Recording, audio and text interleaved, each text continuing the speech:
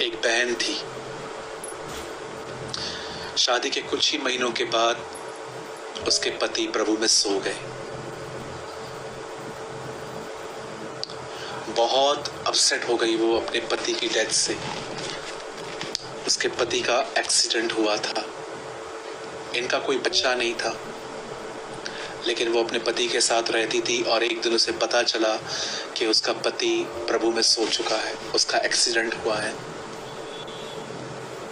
कुछ पल के बाद, कुछ महीनों के बाद उस बहन की हालत बहुत खराब होती गई। जिस घर में वो रहती थी वो घर उसे काटने लग गया। जब भी वो उस पलंग को देखती थी जहां पर उसका पति सोता था, उस पलंग को अकेले देखकर उसे बहुत तकलीफ होती थी।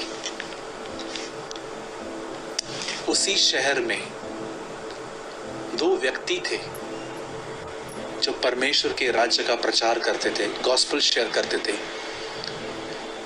उसमें एक 50 साल के अंकल थे और उनके एक छोटे बेटे थे जो 12-13 साल की उम्र के थे। ये प्रतिदिन रास्तों पे जाके ट्रैक्स बांटते थे। जैसे हम भी कई बार लोगों को ट्रैक्स देते हैं कि इसको पढ़ना, आप कुछ जान पाओगे यीशु के लिए। एक दिन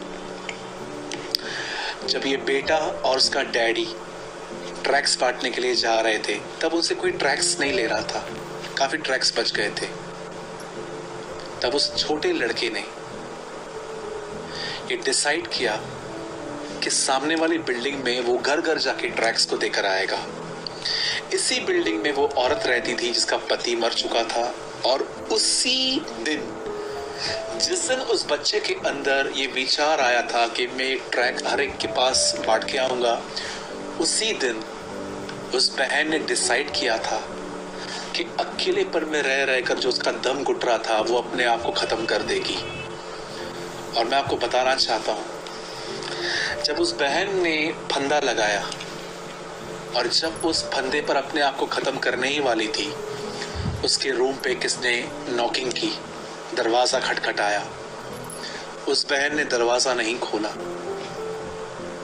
लेकिन वो ये क्या देख रही थी कि दरवाजा खटखटाने वाला जा ही नहीं रहा था। तब उसने कुछ सेकंड्स के लिए उसे ऐसा लगा कि उसे नीचे उतर के दरवाजा खोलना चाहिए।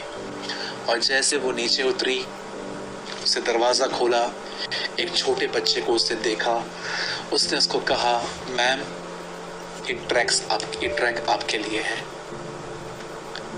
उसे दरवाजा बंद कर दिया लेकर, और मरने से 5 मिनट पहले जब वो उसे पढ़ रही थी, तब पढ़ते पढ़ते उसके सामने एक लाइन लिखी थी। उस लाइन में लिखा था, इस दुनिया में कोई नहीं कह सकता कि आपसे कोई प्यार नहीं करता, क्योंकि एक है जो सबसे प्रेम करता है, वो यीशु मसीह है। उस दिन उस बहन को ये महसूस हुआ कि वो कितना गलत स्टेप ले रही थी। उसके बाद उस बहन ने खुदा के लिए जीना चालू किया, उसे सेवकाई भी की।